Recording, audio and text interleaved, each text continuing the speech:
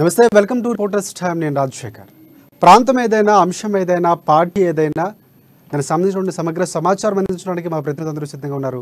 మనం ముందు మా హైదరాబాద్ ప్రతినిధి హరీష్ దగ్గరికి వెళ్దాం. అక్కడ ప్రధానంగా చూసుకుంటే హైదరాబాద్లో కనిపించినటువంటి 2000 నోట్ల ఉపసంహరణ ఎఫెక్ట్ ఎక్కడ కనిపించట్లేదంటూ ఇక్కడ ఒక వార్త అయితే ఇప్పుడు ఉన్నటువంటి పరిస్థితి. ప్రధాన బ్యాంకుల దగ్గర కనిపించినటువంటి హడావిడి ఇవాటి నుంచి 2000 నోట్లను మార్చుకునే సదుపాయాన్ని కల్పించింది. ఇక రిజర్వ్ బ్యాంకు ఆ నేపథ్యంలోనే 23 నుంచి మార్చుకోవచ్చు అని చెప్పిన నేపథ్యంలో ఎక్కడ కూడా అటువంటి పరిస్థితి కనిపిస్తుంది. రోజుకి 20,000 వరకు మార్కునే అవకాశాన్ని కూడా కల్పించింది.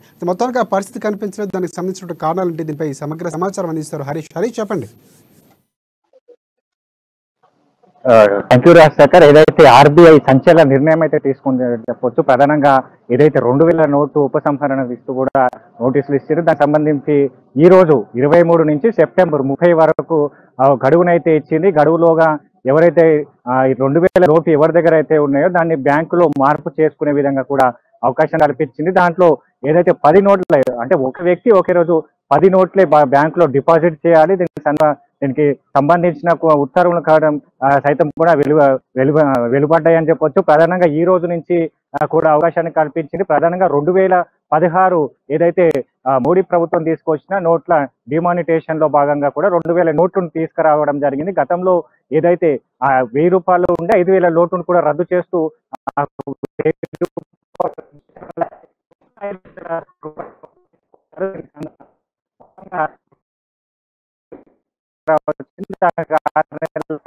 కాలం తర్వాత కూడా అయితే క్రమంగా గతంలో 2000 రూపాయల నోటు తీసుకొచ్చిన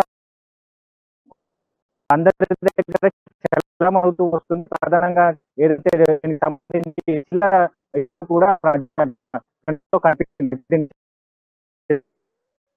500 రూపాయల నోటు కూడా ఆర్బీఐ నిర్ణయం తీసుకుంటే 500 రూపాయల నోటు అంటే చిల్లర ఇష్యూలు 2,000 రూపాయల నోటు కనుమరుగైతూ వస్తుంది. ప్రధానంగా 2 ఏళ్ల నుంచి కూడా ఏదైతే ఏటీఎంలో ఇక్కడ 2000 నోటు కూడా కనబడని పరిస్థితి. పాలసీ పైన కూడా 2000 note. Right, thanks for updates Harish. అక్కడ ఉన్నటువంటి పరిస్థితి 2000 నోట్లు మార్చుకోవడానికి జనం రావట్లేదంటే నోట్లు లేవా, లేకపోతే సమయం ఉందని దాదాపుగా 4 నెలల సమయం ఉంది ఆ దిశగా. ఆ నేపథ్యంలోనే కొంతవరకు మెల్లగా రావచ్చినటువంటి ధీమా కూడా అయ్యి ఉండొచ్చినటువంటి అనుమానాలు అయితే వ్యక్తమవుతుంది. మనం నెక్స్ట్ మహబూబ్ నగర్ వెళ్దాం. మహబూబ్ నగర్ మా ప్రతినిధి ప్రదీప్ మనకి అందుబాటులో ఉన్నారు. ప్రధానంగా చూసుకుంటే మహబూబ్ నగర్ జిల్లా జడ్చర్లో 20న కాంగ్రెస్ బహిరంగ సభ నిర్వహించినటువంటి పరిస్థితి కనిపిస్తుంది.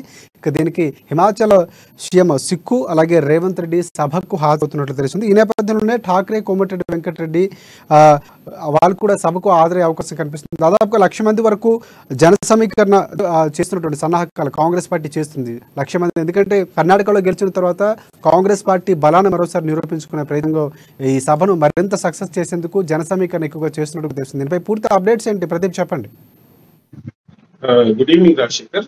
అయితే గత 5 రోజులుగా ఏదైతే 18 తారీఖు స్వల్పాస్తతో కూడా 5 రోజుల పాటు విశ్రాంతి తీసుకున్న పీపుల్స్ మార్ట్ మల్లు బట్టి విక్రమార్క పాదయాత్ర ఈ రోజు పునః ప్రారంభమైందని చెప్పొచ్చు. జిల్లాలోని నవపేట మండలం రుక్కంపల్లి నుంచి ఈ ఉదయం 8 గంటలకు ప్రారంభమైన యాత్ర కూరు తర్వాత మల్లారెడ్డిపల్లి మీదుగా మల్లారెడ్డిపల్లిలో లంచ్ విరామ సమయం తీసుకున్నారు. అయితే ఈ నేపథ్యంలో ఏదైతే మల్లు బట్టి విక్రమార్క 800 కిలోమీటర్లు పాదయాత్ర చేసిన సందర్భంగా జడ్చర్లో ఈ నెల 25 లక్ష మందితో దాదాపు 1,00,000 మందితో ఒక బహిరంగ సభ ఏర్పాటు సన్నాహకాలు అయితే జరుగుతున్నాయి. అయితే ఈ సన్నాహకాలలో భాగంగా స్థానిక డిగ్రీ కాలేజ్ కళాశాల మైదానంలో ఈ బస ఏర్పాట్ల గురించి కాంగ్రెస్ సీనియర్ నాయకులు మల్లు రవి సభాస్థలిని పరిశీలించారు. ఏర్పాట్లు కూడా చాలా ముమ్మరంగా సాగుతున్నాయని చెప్పొచ్చు. అయితే ప్రధానంగా ఈ సభకు టిపిసిసి అధ్యక్షుడు రేవంత్ రెడ్డితో పాటు హిమాచల్ ప్రదేశ్ ముఖ్యమంత్రి సుఖ్వీందర్ సింగ్ సిక్కు ముఖ్య అతిథులుగా హాజరవుతున్నారు. తర్వాత వర్కింగ్ ప్రెసిడెంట్లతో పాటు రాష్ట్ర నాయకత్వంతో పాటు కోమటిరెడ్డి వెంకటరెడ్డి కూడా హాజరవుతున్నట్టు మనకు తెలుస్తా ఉంది. అయితే AICC general secretary Telangana incharge Manik Thackeray కూడా వచ్చే సూచనలు అయితే కనిపిస్తున్నట్టు మనకు పార్టీ శ్రేణుల ద్వారా తెలిసిందే. అయితే ఈ నేపథ్యంలో దాదాపు 63 రోజులుగా మల్లు బట్టి విక్రమార్క ఏదైతే పాదయాత్ర చేస్తున్నారో ఈ పాదయాత్రలో భాగంగా ప్రజల సమస్యలు నేరుగా తెలుసుకొని పరిష్కార మార్గంగా పరిష్కార వేదికగా ఈ సభ ఏర్పడినట్టు కాంగ్రెస్ పార్టీ వర్గాలు మనకు తెలిపాయి. అయితే ఈ నేపథ్యంలోనే ఆ, తెలంగాణ ప్రభుత్వం ఏదైతే బీఆర్ఎస్ ప్రభుత్వం వైఫల్యాన్ని ఎండగడుతూ ఆ ఆ, ప్రభుత్వ వ్యతిరేకతను ఎంత ఉందో కూడా ఈ సభ ద్వారా చెప్పనున్నట్టు కూడా వారు తెలిపారు. అయితే ఈ నేపథ్యంలోనే దాదాపు 1,00,000 మందితో జన సమీకరణ ఈ సభను భారీ ఎత్తున సన్నాహక ప్లాన్ అయితే చేస్తున్నట్టు మనకు తెలుస్తా ఉంది. ఈ నేపథ్యంలోనే మల్లుపట్టి విక్రమార్క అంటే ఈ సభ ద్వారా కాంగ్రెస్ ప్రభుత్వం ఒకవేళ అధికారంలోకి వస్తే నిరుద్యోగ వృత్తి ఏదైతే 3,000 బీఆర్ఎస్ ప్రకటించిందో అది అమలు అయ్యేలా చేస్తామంటూ, మరి అదే విధంగా రైతులు ఏదైతే రుణమాఫీ కాకుండా ఇబ్బంది పడుతున్నారో కాంగ్రెస్ ప్రభుత్వం మొట్టమొదటి సంతకం రుణమాఫీ మీద ఏదైతే నేరుగా ఒకటేసారి 2 లక్షల రుణమాఫీ మీద నిరుద్యోగ వృత్తితో పాటు మరికొన్ని తాయిలాలు కూడా ప్రకటించే అవకాశం ఉందని కూడా కాంగ్రెస్ పార్టీ వర్గాలు తెలిపాయి. అయితే ఈ నేపథ్యంలోనే పాలమూరు జిల్లాలో పెండింగ్ ప్రాజెక్టులపై మీద కూడా కాంగ్రెస్ పార్టీ పూర్తి స్థాయిలో ఏదైతే 10% ఉన్న వర్కులను తాత్సారం చేస్తూ బీఆర్ఎస్ పార్టీ ప్రభుత్వం అంతకంతకు పెంచుకుంటా అంటే ప్రాజెక్ట్ బడ్జెట్ పెంచుకుంటూ పోయి అసంపూర్తిగా చేసిన పనులను ఒక మార్గనిర్దేశం పెట్టుకొని త్వరలోనే పూర్తయ్యే విధంగా ప్రాజెక్టు పూర్తయ్యి రైతులకు అంటే కాల్వల ద్వారా రైతులకు నీరందించే పంటలకు నీరందించే ఏర్పాటు చేస్తామంటూ కూడా ఈ సభ ద్వారా చెప్పనున్నట్టు మన పార్టీ వర్గాలు తెలిపాయి. రాశి ఇంకొకటి ప్రధానంగా ఈ సమావేశానికి కోమటిరెడ్డి వెంకటరెడ్డి అలాగే ఠాక్రేతో పాటు TPCC chief Revanth Reddy so వీళ్ళందరూ కలవటం మరొకసారి ఐక్యతను చాటి చెప్పే విధంగా కాంగ్రెస్ పార్టీ ఉంది, జనాలకు తీసుకెళ్లే ప్రయత్నం చేస్తున్నారని కూడా ఆ దిశగా అనుకోవచ్చు అంటారు. అంటే ప్రధానంగా మీరు చెప్పినట్టు ప్రభుత్వంలో ఉన్నటువంటి లోపాలు ఆ ప్రజా సమస్యల్ని అక్కడ ఉన్నటువంటి స్థానికంగా ఉండే సమస్యలు ప్రాజెక్టుల విషయంలో కానీ అభివృద్ధి పథకాల్లో కానీ ఇవన్నీ చెబుతూనే వీరి ఐక్యతను కూడా చాటే అవకాశం ఉందని అనుకోవచ్చా? అయితే ఏదైతే మనం ముందు నుంచి చెప్తున్నాం, గతంలో కూడా మనం ఈ కార్యక్రమాల మీద మనం ఐటమ్స్ కూడా వేసాము. ఏదైతే కర్ణాటక ఎలక్షన్స్ తర్వాత తెలంగాణ ప్రదేశ్ కాంగ్రెస్ లో కొంత ఊపు వచ్చిందని చెప్పొచ్చు. రాష్ట్ర నాయకత్వంతో పాటు జిల్లాలో కూడా గ్రూపు రాజకీయాలకు తావివ్వకుండా చేయాలంటూ కూడా గట్టి నిర్ణయం అయితే ఏఐసిసి నుంచి కానీ కేంద్రంలో ఉన్న రాహుల్ గాంధీ ఏఐసిసి నుంచి కానీ రాష్ట్రంలో ఉన్న టీపీసీ నుంచి గట్టి ఆదేశాలు అయితే వచ్చాయి. ఈ నేపథ్యంలోనే జిల్లాలో గ్రూప్ రాజకీయాలు లేకుండా గ్రూప్ రాజకీయాలు అందరూ ఒక తాటిపై వచ్చి పనిచేస్తున్నారని చెప్పొచ్చు.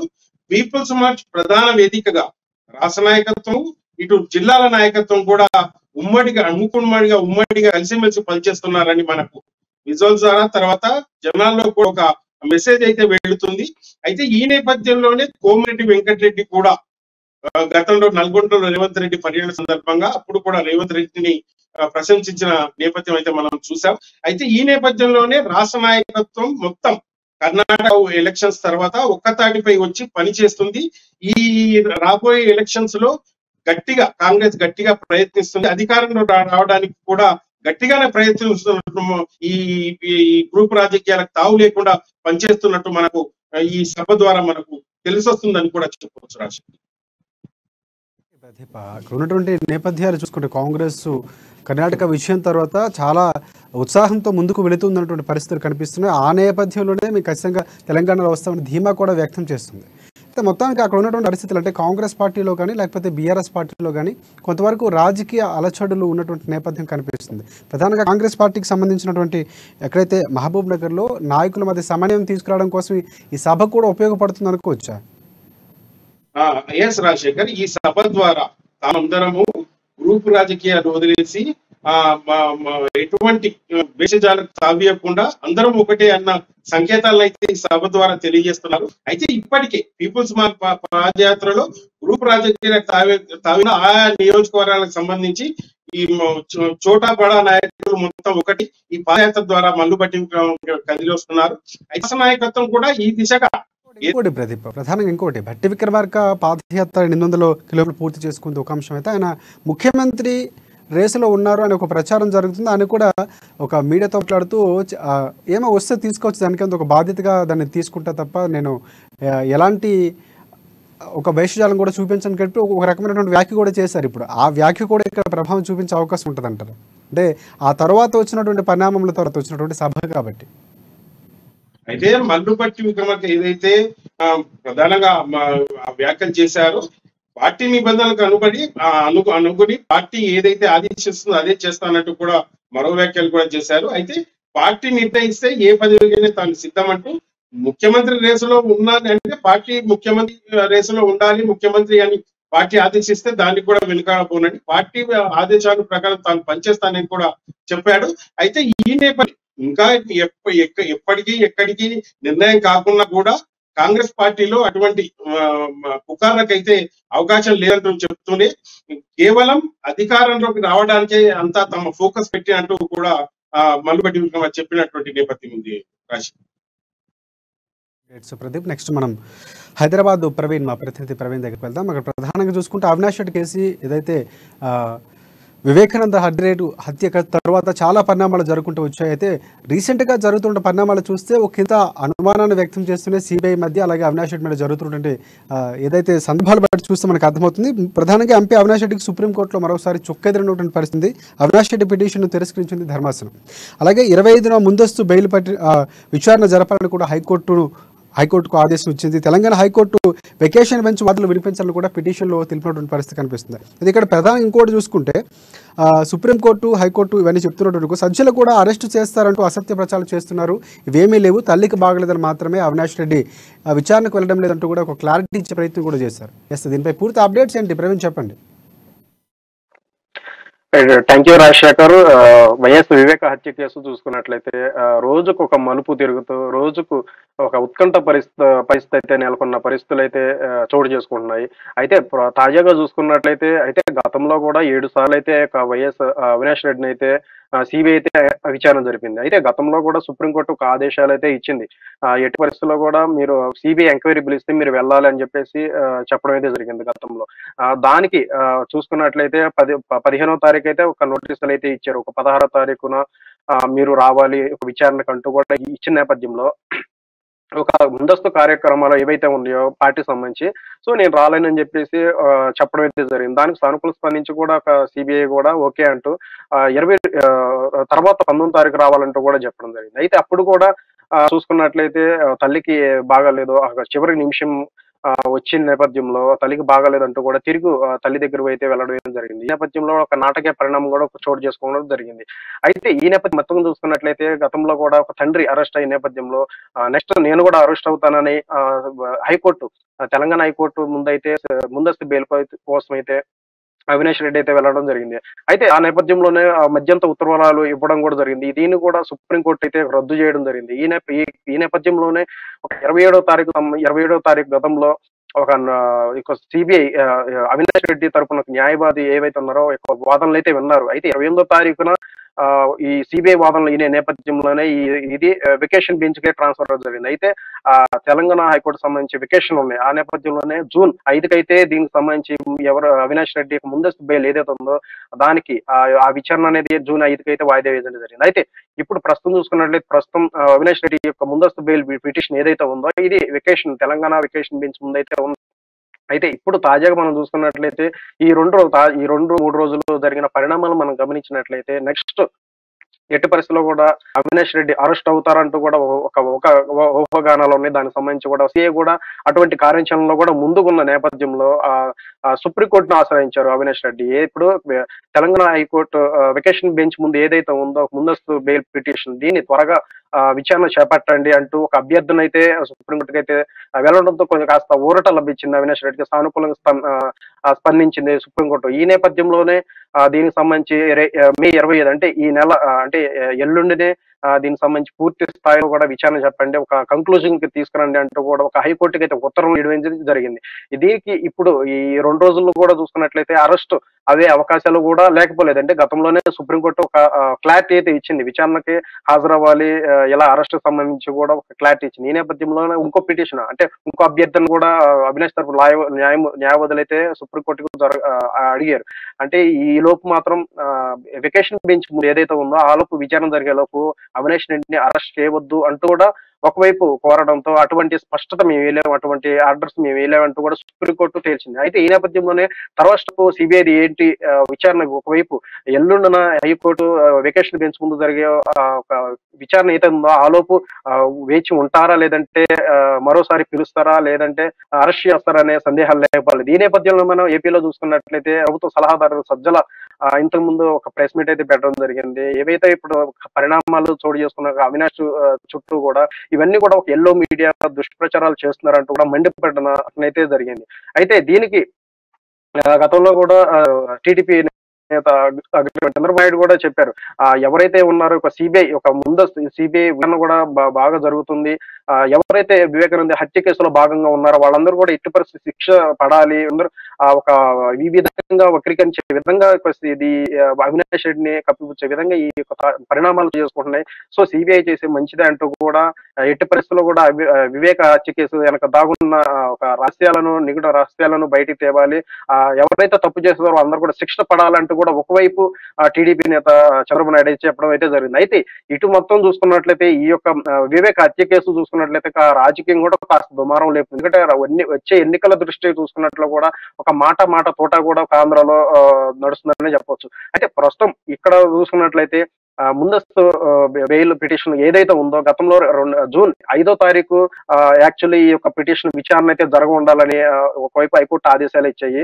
అది అదేదో ఉందో ఒక వెకేషన్ బెంచ్ ముందు అయితే దానినే ప్రీపోస్టింగ్ అయితే చేశారు. అయితే రేపు జరిగేది కూడా ఎల్లుండి దానికి సంబంధించి విచారణ ఒక క్లారిటీ ఎట్టి పరిస్థితుల్లో కూడా ఇవ్వాలంటూ కూడా ఒక సుప్రీంకోర్టు నుండి ఆర్డర్స్ అయితే ఉన్నాయి. దీనికి ఒక అభ్యర్థిని అంటే పూర్తి స్థాయిలో కూడా ఒక విచారణ చేపట్టి దీనికి వాదోపవాదాలు అయితే జరగాలని కూడా ఒకవైపు ఇచ్చిన నేపథ్యంలో అయితే దీనికి సంబంధించి ఇప్పటికే ఎవరైతే ఉన్నారో సునీత తరపున న్యాయవాదులు కావచ్చు వీళ్ళందరూ కూడా ఇంప్లిమెంట్ చేసుకోవాల్సి ఉంటుంది. ఎందుకంటే ఒకవైపు వాదనలో అంటే రెండు వైపు వాదనలు ఉండాలి కాబట్టి ఈ నేపథ్యంలో రేపు ఎల్లుండి జరగబోయే ఒక విచారణ హైకోర్టు వెకేషన్ ముందు జరగబోయే విచారణ ఏదైతే ఉందో ఇది ఒక అత్యంత ప్రాముఖ్యత అయితే సంతరించుకుంది. ఎందుకంటే ఒక అత్యంత కీలక దశలో అయితే వివేక హత్యకి సంబంధించి ఈ యొక్క కేసు అయితే ఉంది. ఈ నేపథ్యంలోనే పలుసార్లు అయితే 2 సార్లు కూడా ఇప్పటికే అవినాష్ రెడ్డి సిబిఐ ఎంక్వైరీకి అయితే హాజరు కాలేదు, గైర్హాజరు. ఈ నేపథ్యంలోనే ఎల్లుండికైతే సుప్రీంకోర్టు నుండి ఇటువంటి ఆదేశాలు వచ్చిన నేపథ్యంలో ఒక సర్వంతర ఉత్కంఠ నెలకొంది. ఒకవైపు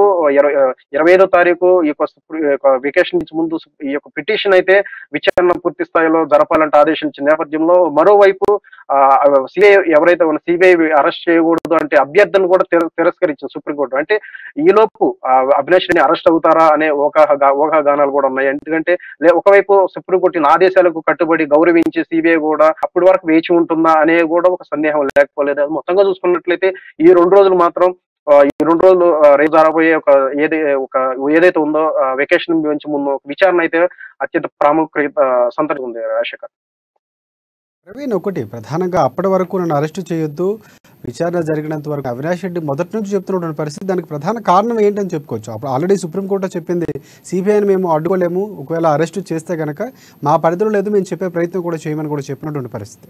అంటే మొత్తంగా అవినాష్ రెడ్డి ముందు నుంచి కూడా బెయిల్ పిటిషన్పై గతంలో చూసుకుని ఇప్పుడు కూడా ఒక తప్పించుకుని తిరిగే ధోరణి ఉందని కూడా చూస్తున్నటువంటి పరిస్థితి. సిబిఐ కూడా అదే నేపథ్యంలో చెప్తుంది, వెంబడించిన మీడియాపై దాడి చేయడం ఇవన్నటువంటి ఒక సంఘటనలు కూడా చోటు చేసుకున్న పరిస్థితి. అంటే కేవలం ఆ విధంగా చెప్పడానికి గల కారణం ఏంటి? అది ఏమైనా మీ దగ్గర అప్డేట్స్ ఉన్నాయి దానికి సంబంధించి?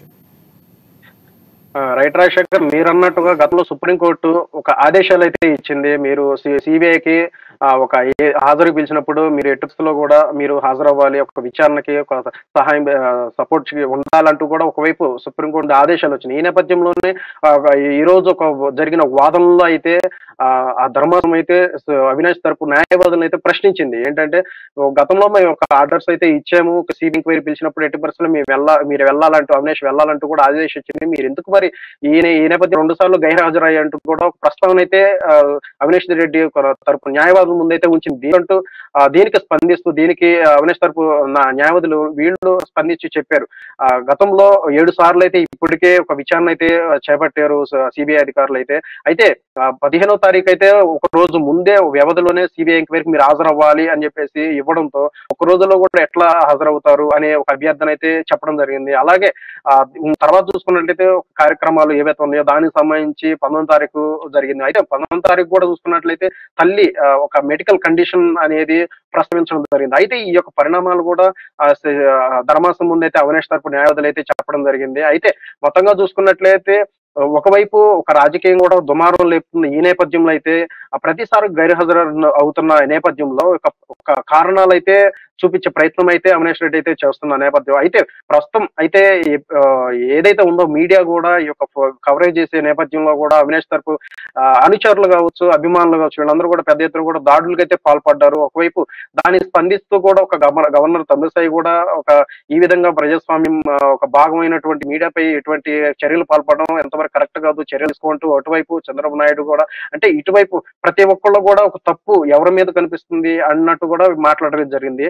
సో మొత్తంగా చూసుకున్నట్లయితే ఇటు ప్రస్తుతానికి కూడా అక్కడ కర్నూలు సిటీలో కూడా చూసుకున్నట్లయితే ఒక ఆసుపత్రి ఏదైతే ఉందో హాస్పిటల్ అక్కడ కూడా ఒక ఉత్కంఠ పరిస్థితి అయితే ఒక ఈ నెలకొన్న పరిస్థితి అయితే ఇప్పటికే నడుస్తున్న నేపథ్యం. ఎందుకంటే అవినాష్ రెడ్డి అరెస్ట్ అవుతారు అనేది అంటే ఇప్పుడు అరెస్ట్ అవుతారా అనేది ఈ విధంగా అయితే తెలుస్తున్న నేపథ్యంలో అనుచరులు అయితే ఎట్టి పరిస్థితులు కూడా అరెస్ట్ అవ్వకూడదు, ఒక దుష్ప్రచారాలు చేస్తున్నారు, ఒక ఎల్లో మీడియా కావచ్చు, అలాగే ప్రతిపక్షాలు కావచ్చు కుట్రపూర్తిగా ఈ విధంగా చేస్తారంటూ అసలు రాజకీయంగా అయితే ఆ విధంగా ఉన్నా సరే సిబిఐ మాత్రం చూసుకున్నట్లయితే ఇచ్చిన స్టేట్మెంట్లు ఒక దస్తగిరి స్టేట్మెంట్ కావచ్చు, గంగిరి స్టేట్మెంట్ కావచ్చు, ఇప్పటి వరకు గ్యాదర్ చేసిన ఏవైతే సైంటిఫిక్ ఆధారాలు ఉన్నాయో ఆ నేపథ్యంలోనే విచారణ అయితే ముందుకు వెళ్తుంది. కాబట్టి ఎవరైతే రాజకీయంగా మాట్లాడేది మాత్రం స్పందించట్లేదు. ఈ వేలోనే సిబిఐ మాత్రం విచారణ అయితే ముందుకెళ్తుంది. అయితే ఇక్కడ ప్రధానంగా చూడాల్సింది ఒక అంశం కూడా లేకపోలేదు. ఒకవైపు గతంలో కూడా చూసుకున్నట్లయితే ఈ యొక్క సుప్రీంకోర్టులో ఈ రోజు జరిగిన ఒక పిటిషన్ వాదనలు అయితే ఉన్నాయో సుప్రీంకోర్టు తరపు న్యాయవాదులు అయితే గైర్హాజరయ్యారు. అంటే గతంలో కూడా ఈ విధంగానే హాజరు కాలే నేపథ్యంలో ఒక ఊహాగానాలు కూడా లేకపోలేదు. ఒక అవినాష్ కి హెల్ప్ గా ఉన్నారా అనేది కూడా లేకపోలేదు. ఇప్పుడు ప్రతిపక్షాలు అయితే అలాగే ఆరోపిస్తున్నాయి, ఒక టీడీపీ నేతలు కావచ్చు మిగిలినగా ఇలాగే ఆరోపిస్తున్నాయి. అయితే మొత్తంగా చూసుకున్నట్లయితే ఈ రోజు సిబిఐ తరపున న్యాయవాదులు అయితే హాజరు కాని నేపథ్యంలో అయితే అవినాష్ తరపు న్యాయవాదులు ఏవైతే పిటిషన్ వేశారో ఇక ముందస్తు బెయిల్ ఏదైతే ఉందో వెకేషన్ ముందు అది జూన్ 5 వేస్తున్నారు. అది త్వరగా ఒక విచారణ చేపట్టాలి, ఒక కంక్లూజన్ తీసుకురావాలంటే అభ్యర్థన అయితే యాక్సెప్ట్ చేసింది ఈ నేపథ్యంలో. లేదంటే సిబిఐ తరపు న్యాయవాదులు కూడా ఈ రోజు హాజరై ఉంటే నేపథ్యంలో వాదనలు అయితే జరిగాయి. దాని తరపున కీలక ఆదేశాలు వచ్చే అవకాశం కూడా లేకపోలేదు. అయితే ఈ రోజు అయితే అవినాష్ తరపు న్యాయవాదులు ఏవైతే పిటిషన్లు పేర్కొన్నారో అది దానిలో భాగంగానే రేపు ఎల్లుండిన ఒక వెకేషన్ బెంచ్ సంబంధించి సిబిఐ విచారణ అయితే జరగనుంది. రాజశేఖర్, ప్రవీణ్, నెక్స్ట్ మనం నల్గొండ వెళ్దాం. నల్గొండలో మా ప్రతినిధి కిరణ్ మనకి అందుబాటులో ఉన్నారు. అక్కడ ప్రధానంగా చూసుకుంటే ఎంపీ కోమటిరెడ్డి వెంకటరెడ్డి జన్మదిన వేడుకలు ప్రధానంగా బాగా జరిగినటువంటి పరిస్థితి. ఎందుకంటే ఎన్నికల నేపథ్యంలోనే కొంచెం హడావిడిగా ఆర్భాటంగా చేసినటువంటి పరిస్థితి. ఏదైతే బ్రాహ్మణ వెల్లంల ప్రాజెక్టు దగ్గర అభిమానులు భారీగా కేక్ కట్ చేసి అక్కడ జన్మదిన వేడుకలు హంగామా సృష్టించినటువంటి పరిస్థితి. ఈ నేపథ్యంలోనే ప్రాజెక్టు దగ్గర ఏదైతే జన్మదిన వేడుకలు జరిపించడం అనేది రాజకీయంగా దుమారం చర్చలు ఏర్పడిన పరిస్థితి కనిపిస్తుంది. ప్రాజెక్టు పూర్తి కావడం వెనుక కోమటిరెడ్డి అలాగే చిరుమర్తి లింగ ఇద్దరు ఉన్నటువంటి పరిస్థితి. ఇద్దరి మధ్య మొదలైనటువంటి రాజకీయ వైరమైనటువంటి ఒక చర్చ కూడా జరుగుతున్నటువంటి పరిస్థితి. ఎస్ సార్, దీనిపై పూర్తి అప్డేట్స్ ఏంటి కిరణ్ చెప్పండి. రాజశేఖర్, ఏదైతే ఈరోజు కోమటిరెడ్డి వెంకరెడ్డి తన 60వ జన్మదిన వేడుకలు బ్రాహ్మణ వెల్లంల ప్రాజెక్టు వేదికగా చేసుకోవడం జరిగింది. అయితే 2009లో ముఖ్యమంత్రిగా ఉన్నటువంటి అప్పటి ముఖ్యమంత్రి వైఎస్ రాజశేఖర రెడ్డి ఈ యొక్క బ్రాహ్మణ వెల్లంల ప్రాజెక్టుకు శంకుస్థాపన చేయడం జరిగింది. ఆ చేసిన క్రమంలో మరలా ఏదైతే కాంగ్రెస్ ప్రభుత్వం ఉండు కొంత మేర ఆ ప్రాజెక్టు నిధులు కేటాయించి కొద్ది సంవత్సరాలుగా ఆ ప్రాజెక్టు నిధుల లేమితోటి కొట్టుమిట్టాడింది. ఆ తర్వాత నకరికల్ నియోజకవర్గం నుంచి ఎమ్మెల్యేగా గెలిచినటువంటి చిరుమర్తి లింగయ్య కాంగ్రెస్ పార్టీ నుంచి టీఆర్ఎస్ పార్టీలకు వెళ్ళడం జరిగింది. ఆ పార్టీలోకి వెళ్లే క్రమంలో బ్రాహ్మణ వెల్లంల ప్రాజెక్టు నేను పూర్తి చేస్తానని, పూర్తి చేయనట్టయితే ఈసారి పోటీ చేయననే కామెంట్ కూడా అప్పుడు చేయడం జరిగింది. దీంతో 10 రోజుల క్రితం ఈ యొక్క బ్రాహ్మణ వెల్లంల ప్రాజెక్టుకు ట్రయల్ రన్ విజయవంతంగా నిర్వహించడంతో ఈ యొక్క బ్రాహ్మణ వెల్ల ప్రాజెక్టు వేదికగా చేసుకొని ఇటు రాజకీయాలు నడుస్తున్నాయి. కోమటిరెడ్డి వెంకరెడ్డి వర్గీయులు మాత్రం కోమటిరెడ్డి వెంకరెడ్డి యొక్క కృషితోటే బ్రాహ్మణ వెల్ల ప్రాజెక్టు పూర్తయిందని కాంగ్రెస్ వర్గీయులు చెబుతుండగా ఇటు టిఆర్ఎస్ పార్టీకి చెందినటువంటి ఆ టిఆర్ఎస్ పార్టీలో చేరినటువంటి ఎమ్మెల్యే చిరుమర్తి లింగయ్య మాత్రం కేసీఆర్ నిధులు కేటాయించడం వల్లనే కేసీఆర్ ఆ ప్రాజెక్టు పైన పూర్తి స్థాయి శ్రద్ధ వహించడం వల్లనే ప్రాజెక్టును ట్రయల్ రన్ విజయవంతం చేసుకోవడం జరిగిందని చెప్పడంతో ఈ రోజు ఏదైతే కోమటిరెడ్డి వెంకరెడ్డి కావచ్చు, అదే చిరుమర్తి లింగయ్య కావచ్చు, వారి సొంత గ్రామమైనటువంటి బ్రాహ్మణ వెల్లంల ప్రాజెక్టు వద్ద ఈ యొక్క రాజకీయ దుమారం లేపిందని చెప్పవచ్చు. ఇటు కోమటిరెడ్డి వెంకరెడ్డికి, ఇటు చిరుమర్తి లింగయ్యతో పాటు కేసీఆర్ పాలాభిషేకాలు గత కొద్ది రోజులుగా బ్రాహ్మణుల ప్రాజెక్టు యొక్క కారణం చేత జరుగుతున్నాయి. ఈ నేపథ్యంలో ఈ రోజు మరో కోమటిరెడ్డి వెంకరెడ్డి ఈ యొక్క బ్రాహ్మణుల ప్రాజెక్టు పక్కనే తన జన్మదిన వేడుకలు జరుపుకోవడం ఇది ఒక రాజకీయ దుమారం లేపిందని చెప్పవచ్చు. ఈ సందర్భంగా కోమటిరెడ్డి వెంకరెడ్డి మాట్లాడుతూ తన యొక్క కృషితోటే బ్రాహ్మణ ప్రాజెక్టు వచ్చిందని, ఈసారి నల్గొండతో పాటు నకరికల్ నియోజకవర్గంలో కాంగ్రెస్ పార్టీ జెండా ఎగరవేయాలని, రానున్నది కాంగ్రెస్ ప్రభుత్వం అని, మరికొద్ది రోజుల్లో 4-5 నెలల్లో కాంగ్రెస్ పార్టీ అధికారంలోకి వస్తుందని ఆయన వ్యాఖ్యానించడం జరిగింది. దీంతో ఒక్కసారిగా రాజకీయం అయితే వేదికని చెప్పవచ్చు. ఇటు కోమటిరెడ్డి వెంకరెడ్డి తన యొక్క పుట్టినరోజు వేడుకల ఆధారంగా ఈ యొక్క వ్యాఖ్యలు చేయడంతో మరోసారి రాజకీయ దుమారం లేపిందని అయితే చెప్పవచ్చు. రాజశేఖర్, కిరణ్, ఒకటి ప్రధానంగా కోమటిరెడ్డి వ్యాఖ్యలు చూసుకుంటే ఇప్పుడున్నటువంటి జరుగుతున్న పరిస్థితుల నేపథ్యంలో అంటే ఆ ప్రాజెక్టు మేమే చేసాం అంటే అధికార పార్టీకి సంబంధించినటువంటి నేతకు వెళ్లకుండా అక్కడ ఉన్నటువంటి జనాకర్షణ వారి యొక్క ఓట్లను కూడా తిప్పుకునే ప్రయత్నం చేస్తారని మనం ఒకటి అనుకుంటే, రెండవది ప్రధానంగా గతంలో ఈ ప్రాజెక్టుకు సంబంధించి కేసీఆర్ని కలవటం, లేఖ రాయటం కూడా చేసినటువంటి పరిస్థితులు ఉన్నాయి. అంటే ప్రధాని మోదీని కలవటం, లేఖ కూడా రాసినటువంటి పరిస్థితులు కూడా ఉన్నాయి. అంటే మొత్తంగా తన ఖాతాలోనే వేసుకునే ప్రయత్నం చేస్తున్నారు ఇరువురు నేతలు అని చెప్పేదానికంటూ కూడా ముందుగానే నేనే చేస్తానని చెప్పే ప్రయత్నం కోమటిరెడ్డి వెంకటరెడ్డి చేసినట్టు క్లియర్గా కనిపిస్తుంది. అయితే ఈ ప్రభావం ఖచ్చితంగా ఉండే అవకాశం ఉందంటారా? తప్పకుండా రాజశేఖర్, ఎందుకంటే రాజశేఖర్ రెడ్డి ముఖ్యమంత్రిగా ఉన్న కాలంలోనే ప్రాజెక్టుల పేరుతోటి ఆయన అప్పుడు ఉమ్మడి ఆంధ్రప్రదేశ్ చాలా వరకు ప్రాజెక్టులను శంకుస్థాపన చేయడం జరిగింది. ఆ తర్వాత రాజశేఖర్ రెడ్డి చనిపోవడము, ఆ తర్వాత 2014 ముందు తెలంగాణ ఉద్యమం తీవ్ర స్థాయిలో వచ్చి తెలంగాణ రాష్ట్రం అవతరించిన తర్వాత ఈ 9 సంవత్సరాల కాలంలో ఈ యొక్క బ్రాహ్మణ వెల్లుల ప్రాజెక్టు పూర్తిగాక నిధుల లోమితోటి కొట్టుమిట్టాడింది. ఇటు కోమటిరెడ్డి వెంకరెడ్డి అధికార పార్టీలో ఉండకపోవడము మరొక సమస్య కాగా, తిరిగి అధికారంలోకి వచ్చిన టీఆర్ఎస్ పార్టీ గత కొద్ది రోజులుగా ఈ యొక్క ప్రాజెక్టుకు అధిక శాతం నిధులు కొత్తలో కేటాయించకపోవడం పట్ల పనులు కూడా నిర్లక్ష్యంగా సాగాయి. అయితే 2014 తర్వాత 2018లో జరిగినటువంటి ఎన్నికల్లో నకరికల్ ఎమ్మెల్యేగా చిరుమర్తి లింగయ్య కాంగ్రెస్ పార్టీ నుంచి గెలిచి ఆ తర్వాత టీఆర్ఎస్ పార్టీలోకి చేరాడు. అప్పటి నుంచి కూడా చిరుమర్తి లింగయ్య బ్రాహ్మణ వెల్లుల ప్రాజెక్టు పూర్తయినట్లయితే తనకు నియోజకవర్గ వ్యాప్తంగా ఈ యొక్క ప్రాజెక్టు నీళ్లు రైతులందరికీ అందుతాయని, ఆ రైతులు ఈ యొక్క నీళ్లను వినియోగించుకున్న తర్వాత టీఆర్ఎస్ పార్టీకి ఓట్లేస్తారనే ఒక కారణంతో గత కొద్ది రోజుల క్రితం ట్రయల్ రన్ ప్రారంభించినటువంటి చిరుమర్తి లింగయ్య బ్రాహ్మణ వెల్లుల ప్రాజెక్టు పూర్తి కావడంతో సంతోషాన్ని వ్యక్తం చేస్తున్నాడు. ఈ యొక్క ప్రాజెక్టు పూర్తి కావడం పట్ల తనకు మరోమారు ఎమ్మెల్యేగా గెలిచే అవకాశాలు ఉంటాయని నియోజకవర్గ వ్యాప్తంగా కూడా ఆయన సంబరాలు చేయడం జరిగింది. ఇదే నేపథ్యంలో మొదట ఏదైతే రాజశేఖర్ రెడ్డిని తీసుకొచ్చి తన సొంతూరులో బ్రాహ్మణ వెల్లుల ప్రాజెక్టు ఏదైతే ప్రారంభించిన కోమటిరెడ్డి వెంకరెడ్డి ఈ యొక్క చిరుమర్తి యొక్క వ్యాఖ్యలను ఖండిస్తూ నా కృషి వల్లనే బ్రాహ్మణ వెల్లుల ప్రాజెక్టు మొదలైందని తన యొక్క అప్పుడు రాజశేఖర రెడ్డితో శంకుస్థాపన చేయించి ఆ తర్వాత నిధులు అధిక మొత్తంలో కేటాయించి ఈ యొక్క ప్రాజెక్టు పూర్తి చేశారని, కేవలం 10% మేర పనులకు మాత్రమే కేసీఆర్ నిధులు కేటాయించి ఆ ప్రాజెక్టు వారు చేసినట్టుగా చెప్పుకోవడం సిగ్గుచేటని కూడా అతను ఘాటుగా వ్యాఖ్యలు చేయడం జరిగింది. ఏదేమైనప్పుడు కూడా ఈ యొక్క బ్రాహ్మణ వెల్లుల ప్రాజెక్టు మాత్రం ఇటు నల్గొండ, ఇటు నకరికల్ నియోజకవర్గంతో పాటు నల్గొండ జిల్లా వ్యాప్తంగా అయితే దుమారమే లేపుతుంది. ఈ యొక్క ప్రాజెక్టు యొక్క కంప్లీట్ కావడానికి ఇటు కోమటిరెడ్డి వెంకరెడ్డి, చిరుమర్తి లింగయ్య ఎవరికి వారే. ఎస్ కిరణ్, ఇంకొకటి ప్రధానంగా మీరు అన్నట్టు ఈ ప్రాజెక్టు చుట్టూనే ఏదైతే ప్రాజెక్ట్ ఉందో బ్రాహ్మణ వెల్లంల ప్రాజెక్టు చుట్టూనే రాజకీయం ఉంది. ఇప్పుడు దాన్ని బేస్ చేసుకొని అక్కడ ఉన్నటువంటి ఓట్లను రాబట్టే ప్రయత్నం ఏర్పాటు చేస్తున్నట్టు మనకు స్పష్టంగా అర్థమవుతున్నటువంటి పరిస్థితి. అయితే ఈ వ్యాఖ్యలకు సంబంధించి కోమటిరెడ్డి వ్యాఖ్యలు కానీ ఈరోజు జన్మదిన వేడుకలు అక్కడ జరుపుకోవడం దానిపైన ఖచ్చితంగా ఎమ్మెల్యే చిరుమర్తి ఎవరైతే ఉన్నారో స్పందించే అవకాశం ఉందంటారా? లేదంటే అభిమానులతో ఇంకొక కార్యక్రమంలో వాళ్ళు చేసినట్టు ఏమైనా ప్రకటితమయ్యే అవకాశాలు విధంగా కార్యక్రమాలు చేపట్టే అవకాశం ఉందనుకోవచ్చు, మనం ఏ విధంగా చూడొచ్చు అంటారు?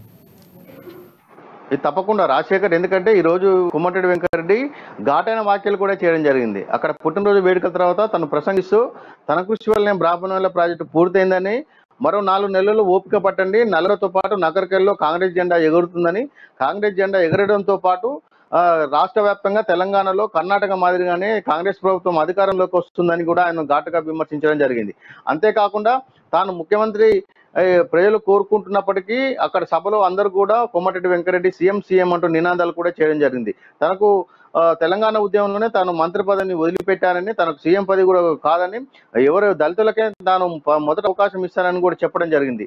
దీంతో ఈ యొక్క ఏదైతే ఈ రోజు కోమటిరెడ్డి వెంకటరెడ్డి చేసిన వ్యాఖ్యల తర్వాత రేపు కానీ ఈ రోజు సాయంత్రం కానీ ఇటు టీఆర్ఎస్ పార్టీ చెందినటువంటి ఎమ్మెల్యే చిరుమర్తలింగేతో పాటు జిల్లా వ్యాప్తంగా ఉన్న నాయకులందరూ వ్యాఖ్యలను ఖండించే అవకాశాలు ఉన్నాయి. ఎందుకంటే వీరి హయాంలో ప్రాజెక్టు పూర్తయి 1,00,000 ఎకరాలకు ఈ యొక్క సాగునీరు కోసం ఈ యొక్క నిర్మించిన ప్రాజెక్టు పూర్తి కావడం పట్ల టీఆర్ఎస్ పార్టీ కూడా ఈ యొక్క ప్రాజెక్టు పూర్తి చేసుకోవడాన్ని తమ ఖాతాలోకి వేసుకోవాలని చూస్తుంది. ఎందుకంటే మరో 4 నెలల్లో ఎలక్షన్ ఉన్న నేపథ్యంలోనే ఈ యొక్క ప్రాజెక్టుకు నిధులు కేటాయించి పనులను పూర్తి చేసి యొక్క ప్రాజెక్టు నిర్మాణం పూర్తి చేసింది.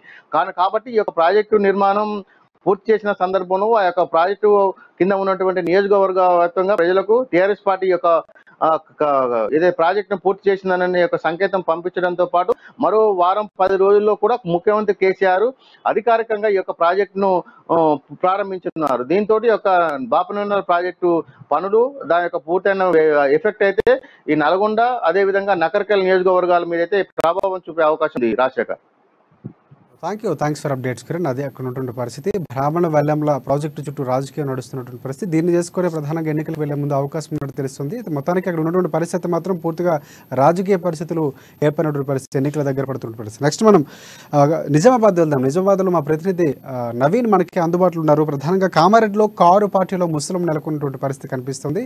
ఎన్నికలు దగ్గర పడుతున్నటువంటి నేపథ్యంలో సీట్ల కోసం వారు నడుస్తుంది. ఆ నేపథ్యంలో ముగ్గురు బీఆర్ఎస్ నేతల మధ్య టికెట్ పంచాయతీ నెలకొన్నటువంటి పరిస్థితి ఉంది. ఎమ్మెల్యే గంప గోవర్ధన్కు వ్యతిరేకంగా అక్కడ పనిచేస్తున్నటువంటి 2 నేతలు ఉన్నట్టు కూడా మనకి సమాచారం అందుతుంది. ఇక బరిలో జిల్లా అధ్యక్షుడు ముజీ అలాగే నిట్టు వేణుగోపాల్ రెడ్డి వీరిద్దరు కూడా అక్కడ ఉన్నటువంటి ఎమ్మెల్యేకి అనుకూలంగా కాకుండా అంటే అక్కడ ఉన్నటువంటి సీటు కోసం ఆశిస్తూ ఆ విధంగా అక్కడ ఉన్నటువంటి కార్యకలాపాలు చేస్తున్నట్టు మాస్టర్ ప్లాన్ నినాదంతో ఎమ్మెల్యేని ఇరుకుని పెట్టే ప్రయత్నాలు కూడా చేస్తున్నట్టు తెలుస్తుంది. అదే వచ్చే ఎన్నికల్లో టికెట్ లక్ష్యంగా ఇద్దరు కూడా పావులు కదుపుతున్నటువంటి ప్రచారం జరుగుతుంది. దీనిపై పూర్తి అప్డేట్స్ ఏంటి నవీన్ చెప్పండి. Thank you Rajasekhar. కామారెడ్డి జిల్లా కామారెడ్డి నియోజకవర్గంలో కారుపట్టెలో 3 ముక్కలాట కొనసాగుతుంది. ఒకే గులాబీకి 2 మూర్లు అన్నట్లుగా తయారైంది అక్కడ నియోజకవర్గ పరిస్థితి. స్థానిక ఎమ్మెల్యేకి వ్యతిరేకంగా సొంత పార్టీ నాయకులే గల్లంబిపోతున్నారు. అయితే గులాబీని ఎదురుకుండా పెట్టినటువంటి మాస్టర్ ప్లాన్ పై ఇవ్వంటూ కూడా ఒకరు బురద జల్లుకునే ప్రయత్నం చేస్తున్నారు. అయితే కామారెడ్డి జిల్లా నియోజకవర్గం ఏర్పడినప్పటి నుంచి మొత్తం 16 సార్లు ఎన్నికలు జరిగాయి. ఇందులో అత్యధికంగా కాంగ్రెస్ పార్టీ 7 సార్లు గెలుపొందగా 5 సార్లు టీడీపీ అలాగే 3 సార్లు అధికార బీఆర్ఎస్ పార్టీ అప్పుడున్న టీఆర్ఎస్ పార్టీ కూడా గెలుపొందింది. అయితే ఇక తెలంగాణ వచ్చిన తర్వాత 3 సార్లు జరిగిన ఎన్నికల్లో కూడా అధికార బీఆర్ఎస్ పార్టీ 3 సార్లు కూడా వరుసగా విజయం సాధించింది. ఆ ఎమ్మెల్యేగా గంప గోవర్ధన్ కూడా అక్కడ 3 సార్లు గెలుపొందారు. అయినప్పటికీ కూడా సొంత పార్టీ చెందినటువంటి అక్కడ జిల్లా అధ్యక్షుడు ముజీబ్ అలాగే సీనియర్ నాయకుడు అయినటువంటి నిట్టు వేణుగోపాల్ అటు ఎమ్మెల్యేకు వ్యతిరేకంగా కూడా మాట్లాడుతున్న పరిస్థితి మాత్రం కనిపిస్తుంది. అయితే ఇటు మాస్టర్ ప్లాన్ విషయంలో ఎమ్మెల్యే గంప గోవర్ధన్ అనాలోచిత నిర్ణయం తీసుకున్నాడు. దీనివల్ల కూడా పూర్తిగా ఇటు పార్టీకి కూడా తీవ్ర ఇబ్బంది కలుగుతుంది, తీవ్ర మచ్చ ఏర్పడింది.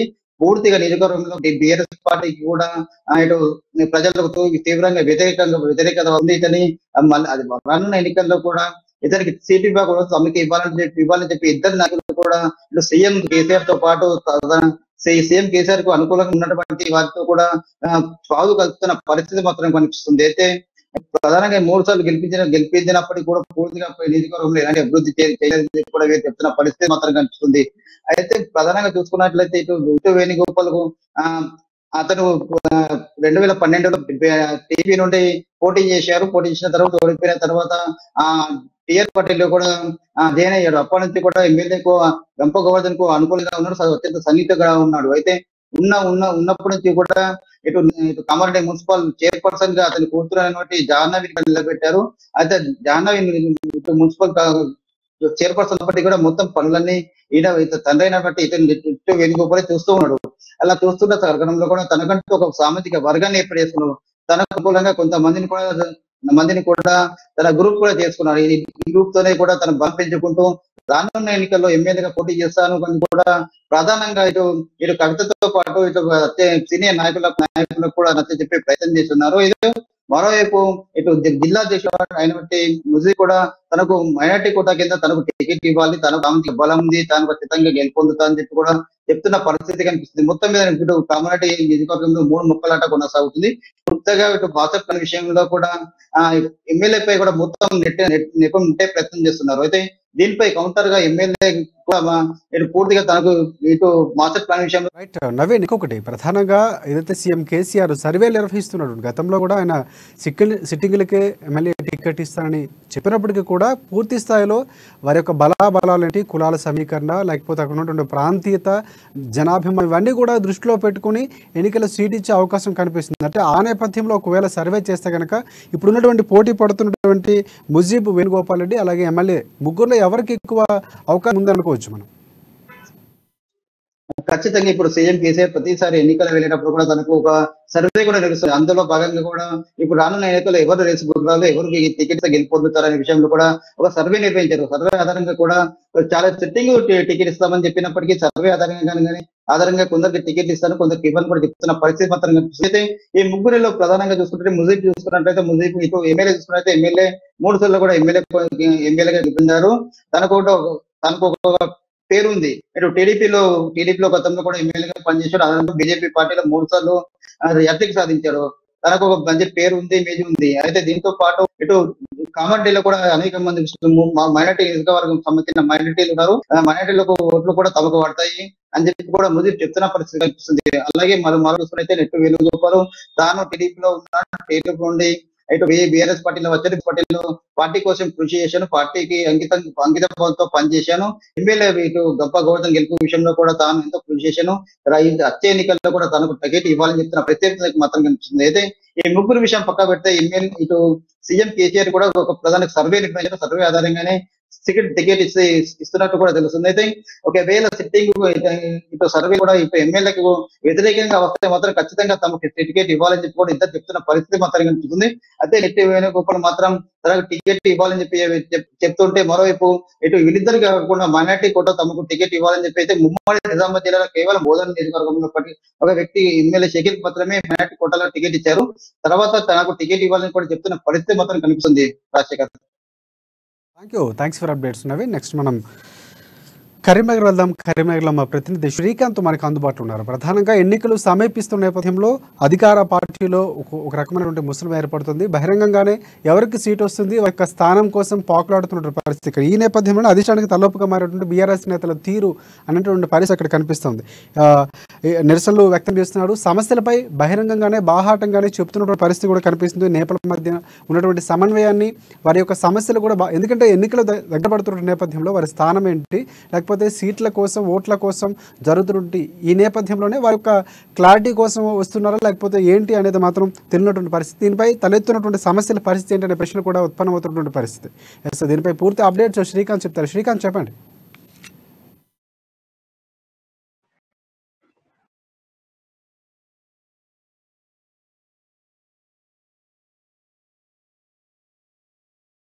మెదక్ వెళ్దాం. మెదక్లో మా ప్రతినిధి సునీల్ మనకి అందుబాటులో ఉన్నారు. సంగారెడ్డి జిల్లాలో బీజేపీ కొత్త అధ్యక్షుడు ఎవరు అనే ప్రశ్న ఉత్పన్నమవుతుంది. ముగిసినటువంటి ప్రస్తుత అధ్యక్షుడు నరేందర్ రెడ్డి పదవీకాలం ముగుస్తున్నటువంటి నేపథ్యం ఇక జిల్లా కొత్త అధ్యక్షుడి పదవి కోసం తీవ్రంగా పోటీ చేస్తున్నారు కొంతమంది అక్కడ అధ్యక్షుడి పదవి కోసం. ఇక వారిలో ఎమ్మెల్యే నందీశ్వర్ గౌడ్ ఉన్నారు, అలాగే ఆశలు పెట్టుకున్నటువంటి రాజేశ్వరరావు, అలాగే గోదావరి అంచురెడ్డి. ఇలా పదవిపై బాలయ్య, బాబు మోహన్ సైతం ఎదురు చూస్తున్నట్టు కూడా మనకి తెలుస్తున్నటువంటి పరిస్థితి. మొత్తానికి నెలాఖరులోగా కొత్త అధ్యక్షుడి పేరు ఖరారయ్యే అవకాశం కనిపిస్తుంది. ఇక ఈ నేపథ్యంలో ఆశావాహులు ఎవరికి వచ్చే అవకాశం కనిపిస్తుంది, దీనిపై పూర్తి అప్డేట్స్ మా ప్రతినిధి సునీల్ అందిస్తారు. సునీల్ చెప్పండి. సంగారెడ్డి జిల్లా బీజేపీ అధ్యక్షుడు ఎం నరేందర్ రెడ్డి పదవీ కాలం ముగిసింది. ఈ నేపథ్యంలో కొత్త జిల్లా అధ్యక్షుడి కోసం రాష్ట్ర బీజేపీ నేతలు కూడా దృష్టి సారించారు. కొత్త అధ్యక్షుడి నియామకం సంబంధించి కూడా ఇప్పటికే ప్రక్రియ ప్రారంభమైందని చెప్పవచ్చు. ఈ నేపథ్యంలో సంగారెడ్డి జిల్లాకు చెందిన బీజేపీ సీనియర్ నేతలు అధ్యక్ష పదవి కోసం పోటీ పడుతున్నారని కూడా చెప్పవచ్చు. ముఖ్యంగా మాజీ మంత్రి బాబు మోహన్, మాజీ జిల్లా పరిషత్ చైర్మన్ బాలయ్యతో పాటు పటాన్చెరు మాజీ ఎమ్మెల్యే నందీశ్వర్ కూడా, అదేవిధంగా పటాన్చెరుకు చెందిన బీజేపీ రాష్ట్ర మహిళా నాయకురాలు గోదావరి అంజిరెడ్డితో పాటు సంగారెడ్డి నియోజకవర్గ ఇన్ఛార్జ్ రాజేశ్వరరావు దేశముఖ్ కూడా బీజేపీ జిల్లా అధ్యక్ష పదవి కోసం వారు ఎదురు చూస్తున్నటువంటి పరిస్థితి ఉందని చెప్పవచ్చు. అయితే నేపథ్యంలో కార్యకర్తల అభిప్రాయం తీసుకుంటుంది బీజేపీ రాష్ట్ర నాయకులని చెప్పవచ్చు. అయితే నేపథ్యంలో కొత్త అధ్యక్షుడు ఎన్నికలు కీలకంగా మారనున్నాయి. ఎందుకంటే ఇది ఎన్నికల ఏడాది కావడంతో జిల్లా అధ్యక్షుడికి కీలకమైన బాధ్యతతో పాటు కీలకమైన ముఖ్యమైన పనులు కూడా చాలా ఉంటాయని చెప్పవచ్చు. ఎందుకంటే మొత్తం ఉమ్మడి సంగారెడ్డి జిల్లాలో ఉన్నటువంటి 5 నియోజకవర్గాలకు సంబంధించినటువంటి బీజేపీ అభ్యర్థుల గెలుపు కూడా జిల్లా అధ్యక్షుడు కృషి చేయాల్సి ఉంటుంది. అదేవిధంగా అభ్యర్థులుగా ఎంపికతో పాటు అభ్యర్థులు ఇప్పటికే ఆయా నియోజకవర్గాలు ఉన్నటువంటి బీజేపీ నాయకుల పనితీరుపై కూడా దృష్టి పెట్టి ఏదైనా మార్పులు చేర్పులు ఉంటే కూడా వారికి చెప్పాల్సిన పరిస్థితి ఉంటుంది. ఈ నేపథ్యంలో కొత్త జిల్లా అధ్యక్షుడు ఎన్నికకు సంబంధించి ఈ నెలాఖరులో ఒక నిర్ణయం ప్రకటించబోతుంది బీజేపీ రాష్ట్ర అధిష్టానం అని చెప్పవచ్చు. అయితే ఈ నేపథ్యంలో బీజేపీ అధ్యక్ష పదవి కోసం ఎవరికి సంబంధించిన వారు పైరవీలు చేస్తా ఉన్నారు. ఇందాక మనం చెప్పుకున్నటువంటి పేరు నాయకులు, ఎందుకంటే ఎవరు బీజేపీలో ఉన్నటువంటి తమకు ముఖ్య నాయకులు కానివ్వండి లేదా తమకున్న ముఖ్య నాయకుడు ఆశీస్సుల కోసం వారు ప్రయత్నాలు చేయడంతో పాటు అధ్యక్ష పదవి తెచ్చుకునేందుకు కూడా వారు ఖాతాలు ఆడుతున్నారని చెప్పవచ్చు. మొత్తానికైతే బీజేపీలో ఒక జిల్లా అధ్యక్షుడు పదవికి సంబంధించిన వేడి కూడా కొనసాగుతుందని చెప్పవచ్చు. సునీల్, ఇంకోటి ప్రధానంగా ఎవరికి వచ్చే అవకాశం కనిపిస్తుంది అంటే ఈ రేసులో ఎవరికి ఎక్కువ అవకాశం ఉంది అనేది ఏమైనా సమాచారం మీ దగ్గర ఉందా? అయితే ఇప్పటికైతే ఎం నరేందర్ రెడ్డి పటాన్చెరు నియోజకవర్గం నుంచి ఆయన ఉన్నారైతే ఈసారి సంగారెడ్డి నియోజకవర్గానికి ఇవ్వాలని చెప్పి కూడా సంగారెడ్డి నేతలు అడుగుతున్నటువంటి పరిస్థితి ఉంది. అయితే అందోల్ నియోజకవర్గం నుంచి చూసుకున్నట్లయితే మాజీ మంత్రి సినీ హాస్య నటుడు బాబుమోహన్ కూడా ప్రాతినిధ్యం వహిస్తున్నటువంటి పరిస్థితి ఉంది. అయితే ఈ నేపథ్యంలో అందోల్కి ఇవ్వాలని చెప్పి కూడా ఒక చర్చ సాగుతుంది. మరోవైపు ఆందోళన నుంచే కూడా మాజీ జిల్లా పరిషత్ చైర్మన్ బాలయ్య కూడా ఉన్నటువంటి పరిస్థితి ఉంది. అయితే ఈ నేపథ్యంలో నారాయణ ఖేడ్ నాయకులు కూడా తమకు ఇవ్వాలని కూడా అడుగుతున్నప్పటికీ కూడా రేస్ లో కొంత వెనుకబడ్డారని చెప్పవచ్చు. ఈ నేపథ్యంలో గతంలో పటాన్చెరు నియోజకవర్గం చెందిన నేతకు ఇచ్చిన పరిస్థితి ఉన్న నేపథ్యంలో జిల్లా కేంద్రమైనటువంటి సంగారెడ్డి నేతకు ఇచ్చే అవకాశాలు ఉన్నట్టుగా కూడా మనకున్న సమాచారం. ఇంకొకటి అక్కడ ఉన్నటువంటి బీజేపీ ఎవరైతే ఉన్నారో బీజేపీ కొత్త అధ్యక్షుడి పదవి కోసం బీజేపీ ఎలాంటి కార్యక్రమాలు చేపడుతుంది అంటే ఎలాంటి వ్యూహంతో ముందుకు వెళుతుంది, ఎవరిని సెలెక్ట్ చేయాలి అనే దానిలో ఎలాంటి నిర్ణయాలు తీసుకుంటుంది అని అనుకోవచ్చు. అంటే ఎందుకంటే దానికి సంబంధించినటువంటి సమాచారం ఆ పరిస్థితి మొత్తం ఎవరు పరిశీలనలో ఉంది, ఏమైనా సమాచారం ఉందా మీ దగ్గర? అయితే అధ్యక్షుడు ఎన్నికకు సంబంధించి అయితే బీజేపీ రాష్ట్ర నాయకత్వమే పరిశీలిస్తుంది. క్షుణ్ణంగా ప్రతి నాయకుడి అంశాన్ని కూడా వాళ్ళు చూస్తున్నటువంటి పరిస్థితి ఉంది. అయితే ఈ నేపథ్యంలో గతంలో అయితే రెడ్డి సామాజిక వర్గానికి చెందినటువంటి నాయకుడికి ఇచ్చిన నేపథ్యంలో ప్రస్తుతం బీసీ నాయకుడికి ఇవ్వాలని చెప్పి కూడా ఒక చర్చ పార్టీలో సాగుతున్నట్లు కూడా మనకు సమాచారం అందుతుంది. మొత్తానికైతే అధ్యక్ష పదవి ఎవరికి వచ్చినప్పటికీ కూడా రాబోయే ఎన్నికలు చాలా కీలకమైన అంశం కాబట్టి వారి పైన చాలా బృహత్తరమైనటువంటి బాధ్యత ఉంటుంది కాబట్టి ఈ నేపథ్యంలో ఆచితూచి అడుగులు వేసి ఖచ్చితమైనటువంటి నాయకుడికి ఇచ్చి బీజేపీ అన్ని నియోజకవర్గాల్లో ముఖ్యంగా సంగారెడ్డి నియోజకవర్గంలోని అన్ని స్థానాలు కైవసం చేసుకోవాలని చెప్పి కూడా జిల్లా అధ్యక్షుడి నియామకం కూడా కీలకంగా మారనున్న నేపథ్యంలో రాజస్థాన్ మొత్తానికి త్వరలో నిర్ణయం తీసుకోబోతుంది. Rajasekhar, thanks for updates. Sunil, next మనం వరంగల్ వెళ్దాం. వరంగల్ మా ప్రతినిధి స్వామి మనకి అందుబాటులో ఉన్నారు. అక్కడ హనుమకొండ కలెక్టరేట్లో గొర్రెల పెంపకందారు సదస్సు నిర్వహించారు. 2వ విడత గొర్రెల పంపిణీపై కలెక్టర్ ఆధ్వర్యంలో అవగాహన సదస్సు నిర్వహించారు. ఈ కార్యక్రమానికి ముఖ్య అతిథిగా దాస్య వినయ్ భాస్కర్ ప్రభుత్వ చీఫ్ విప్ ఆయన కూడా హాజరైనటువంటి పరిస్థితి. ఆయన ప్రధానంగా పథకాన్ని గొల్ల కురుమ అలాగే సద్వినియోగం చేసుకోవాలని కూడా చెప్పినటువంటి పరిస్థితి కనిపిస్తుంది. దేశంలోనే తొలిసారి గొర్రెల పెంపకదారుల అభివృద్ధికి ప్రభుత్వం ప్రోత్సాహం అందిస్తున్నటువంటి వ్యాఖ్యలు కూడా ఆయన చేస్తారు. దీనికి సంబంధించి పూర్తి సమాచారం ఏంటి స్వామి చెప్పండి.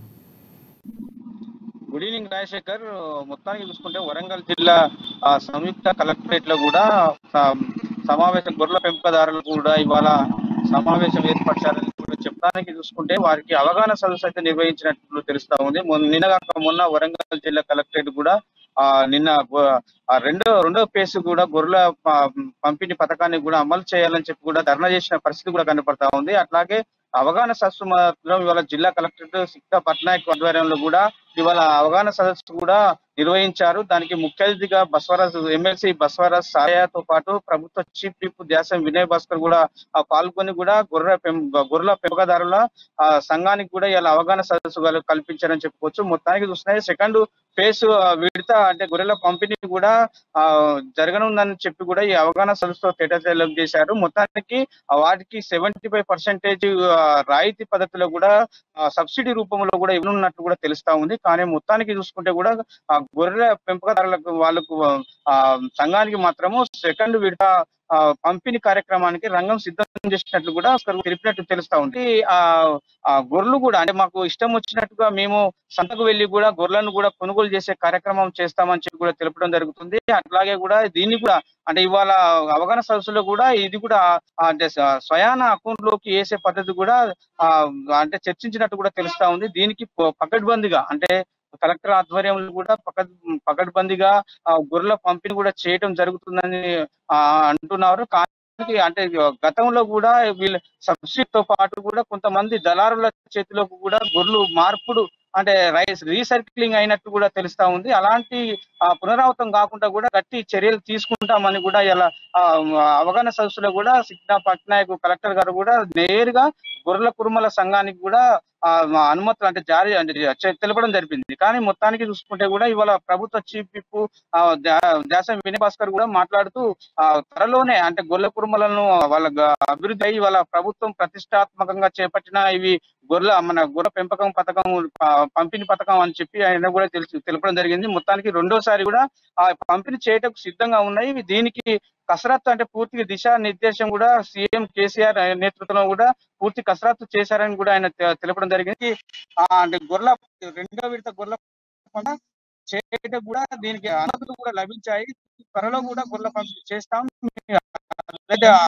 పడవద్దని కూడా కలెక్టర్ అలా అవగాహన సదస్సు జరుగుతుంది. మీరు ఎలాంటి బయట దళారుల మాటలు కూడా మోసపోకని కూడా ఇవాళ తెలపడం జరుగుతుంది. రాజశేఖర్ అంటే మొత్తానికి చూసుకుంటే ఒక భరోసా లెక్క అంటే కలెక్టర్ ఇవాళ గొర్రెల కుటుంబాలకు ఒక భరోసా ఇచ్చిందని చెప్పవచ్చు. Thanks for updates Swami. Next మనం కరీంనగర్ వెళ్దాం. కరీంనగర్లో మా ప్రతినిధి శ్రీకాంత్ మనకి అందుబాటులో ఉన్నారు. ఇందాక మనకి లైన్ కట్టింది. కొనసాగిద్దాం. అధిష్టానికి తలపుగా మారినటువంటి బీఆర్ఎస్ నేతల తీరు అది ఎన్నికలు సమీపిస్తున్నటువంటి నేపథ్యంలో నేతల మధ్య సమన్వయం కానీ లేకపోతే వారి యొక్క సమస్యలు కానీ బయటకు వస్తున్నటువంటి పరిస్థితి, బాహాటంగానే వారి యొక్క సమస్యలు చెప్తున్నటువంటి పరిస్థితి కూడా కనిపిస్తుంది. దీనిపై పూర్తి అప్డేట్స్ ఏంటి శ్రీకాంత్ చెప్పండి. Thank you Rajasekhar. అధికార పార్టీకి చెందిన నేతలు అసంతృప్తిగా ఉన్నారని చెప్పుకోవచ్చు. అంటే ఇది కొత్త ఏమీ కాదు. ఇటీవల కాలంలో ఉమ్మడి కరీంనగర్ జిల్లా వ్యాప్తంగా దాదాపుగా 4-5 సార్లు ఇలాంటి ఘటనలు చోటు చేసుకున్నాయి. కరీంనగర్ జిల్లా కేంద్రంలో గతంలో ఒక అధికార పార్టీకి చెందిన కార్పొరేటర్ తమ డివిజన్ లో నీళ్ల సమస్యలు ఉన్నాయంటూ కూడా ఖాళీ బిందెలతో మేయర్ ముందు ఖాళీ బిందెతో ప్రత్యక్షమైన సంఘటనలు ఉదాహరణ చెప్పుకోవచ్చు.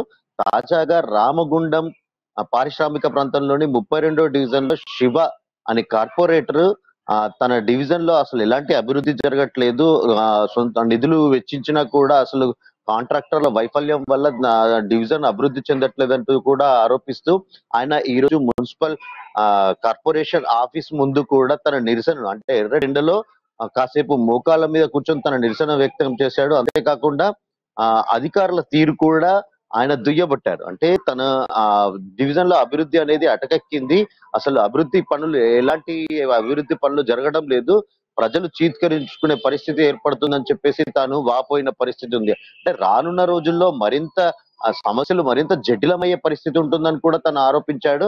ప్రజలు ఓటు వేసి గెలిపించినందుకు తనపై భరోసాతో నన్ను ఎన్నుకున్నందుకు నేను వాళ్ళకి ఎలాంటి ఉపయోగకరమైన అభివృద్ధి కార్యక్రమాలు చేయలేకపోతున్నాను అంటూ తన సమస్యల్ని కూడా ఏకరువు పెట్టిన పరిస్థితి. అంటే ఒక అధికార పార్టీకి చెందిన కార్పొరేటరే ఇలాంటి పరిస్థితుల్లో ఉన్నారు అని అంటే సామాన్య ప్రజల పరిస్థితి ఏంటి అంటూ కూడా స్థానికంగా ఒక చర్చనీయత కొనసాగుతుంది. అంటే తెలంగాణ రాష్ట్ర ప్రభుత్వం తీరును తప్పును కూడా దుయ్యబట్టాల్సిన పరిస్థితి అయితే నెలకొంది. అంతేకాకుండా ఒక్కటే ప్రాంతంలో కాకుండా చాలా చోట్ల కూడా ఇలాంటి పరిస్థితులు చాలా నెలకొంటున్నాయి. సొంత పార్టీ నేతలు, అధికార పార్టీకి చెందిన సొంత పార్టీ నేతలు కూడా తమ సమస్యలను ఏకరువు పెట్టాల్సిన పరిస్థితులు నెలకొంది. ఎన్నికలు సమీపిస్తున్న తరుణంలో తాజాగా ఇలాంటి పరిస్థితుల వల్ల బీఆర్ఎస్ పార్టీకి కొంత అసంతృప్తినిచ్చే అంశం అని కూడా చెప్పుకోవచ్చు. అంతేకాకుండా ఇప్పుడు ఎలక్షన్లు సమీపిస్తున్న తరుణంలో ఇదైతే ఈ తాజా పరిణామాల వల్ల ఎన్నికలకు బీఆర్ఎస్ పార్టీని ఇరుకునే పరిస్థితి కూడా తలెత్తుతుంది. శ్రీకాంత్, ఇంకొకటి ప్రధానంగా చూసుకుంటే మనం ముందుకు ఉన్నటువంటి ఎలక్షన్స్ అయితే ఎన్నికల ఇయర్ కావడంతో ఈ నేపథ్యంలోనే వారి యొక్క స్థానాన్ని సుస్థిరం చేసుకోవడానికి లేకపోతే రాజకీయాల్లో మరుగుతున్నటువంటి మార్పులకు అనుగుణంగా ముందు నుంచి అంటే వారి యొక్క స్థానాన్ని లేకపోతే వారికి కావాల్సినటువంటి పదవుల కోసం ముందు నుంచే వారి యొక్క అసంతృప్తిని, ఎందుకంటే ముందు నుంచి కూడా తెలంగాణ ఉద్యమం నుంచి కూడా కాంగ్రెస్ పార్టీ ఏదైతే ప్రత్యేక తెలంగాణ రాష్ట్రాన్ని ఇచ్చిందో అప్పటి ముందు నుంచి కూడా పూర్తి స్థాయిలో బీఆర్ఎస్ వెంట ఉన్నటువంటి పరిస్థితి, కేసీఆర్ నమ్ముకొని ఉన్నటువంటి చాలామంది నేతలు ఉన్నారు. అసంతృప్తి ఈరోజు మీరు అన్నట్లు వెలగక్కుతున్నటువంటి పరిస్థితి కూడా కనిపిస్తుంది. మొత్తానికి రాజకీయంగా అంటే ఎన్నికల ముందున్న నేపథ్యంలోనే మార్పులు చేర్పులకు ఇది ఒక సూచనగా మనం భావించవచ్చు అంటారా?